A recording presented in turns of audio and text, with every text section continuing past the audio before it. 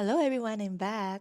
So it's been a while since I have shared with you about my journey, and I'm so grateful for all your prayers, for all your support, and all your well wishes. And so I thought I would share with you what's going on recently. There were some setbacks, but God has showed up and showed me that once again, He's orchestrating everything according to His will. It may look negative in my perspective, but recently I've been seeing why he's doing certain things. Let's start with my last two chemo na nangyari. So I am not done with chemo yet, but we're gonna talk about the seventh and eighth chemo. Nung seventh chemo ko, nausea started getting worse. Talagang nagsusuka ako. And there were times na pag kumakain ako, limbawa there is food that I really want to eat. And I really want to eat. It's not like I don't want to. So there were times na kakain kami sa labas, my favorite food, my favorite restaurant, something that I'm really craving for. And then when I take my first bite, after that, ayawan ko na because I feel like the food is going up. There were times that I was throwing up 3 times a day. Um, I had a CT scan and a PET scan and I threw up immediately right after. Talagang kapag may pinapasok sa katawan ko, I really needed to throw up. Ganun talaga siya. After my eighth chemo, I had difficulty breathing talaga. Talagang hirap huminga, going to the restroom para umihi. Pagbalik ko ng kama ko, hihingalin talaga ako ng sobra.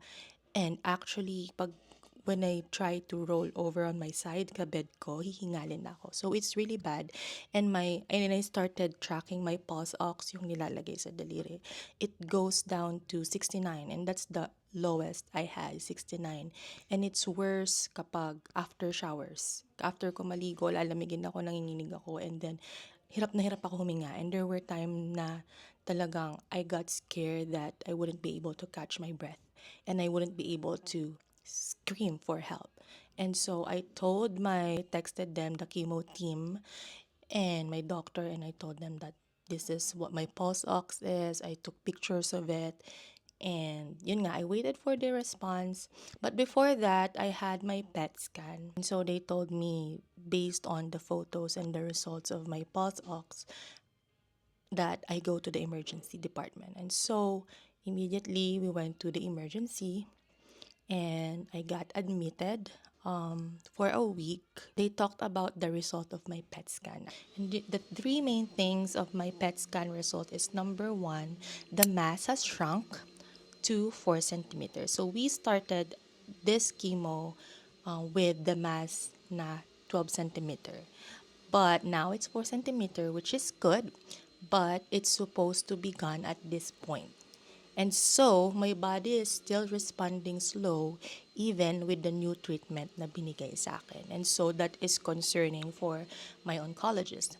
The second thing that they found is that there was a new nodule found at the upper left, dito bandang shoulders ko, yun yung nakita namin sa PET scan. So it was above here and the oncologist doesn't know what it is, if it's another cancer or not.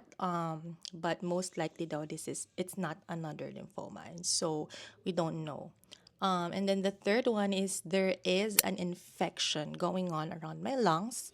That's why I am having difficulty breathing. While I was in the hospital for a week, they were looking for symptoms. They were monitoring my pulse ox, everything, and they diagnosed me with pneumonia.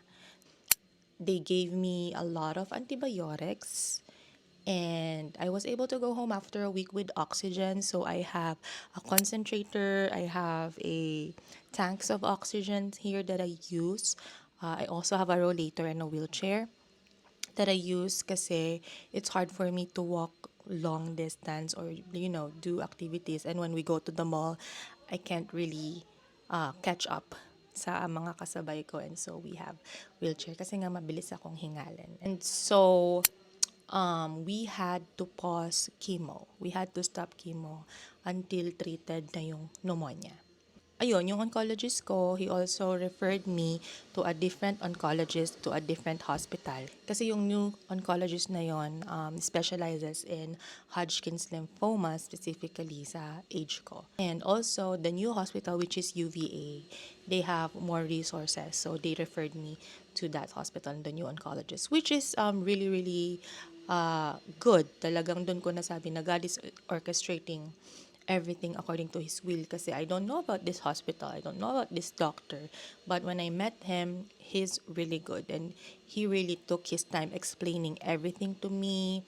He's really nice. He even took time knowing me personally, like where I came from and all those stuff. And so yeah, I'm grateful. So for now, the chemo is paused until my pneumonia is completely treated. I'm feeling better with my breathing.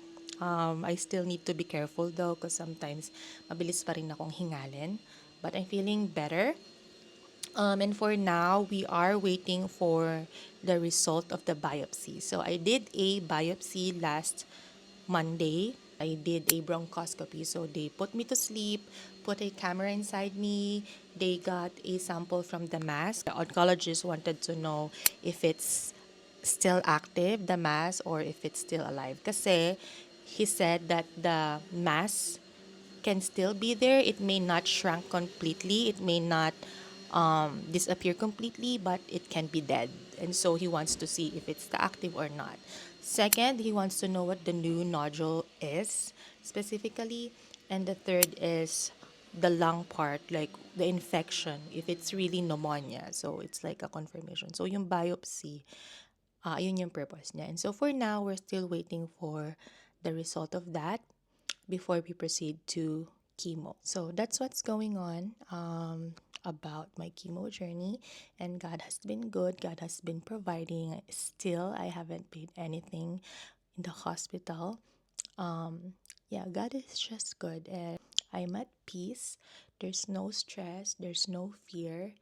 And I think it's because God has been showing up and God has been letting me know that He's here with me in this journey and He's got me. So, yun lang.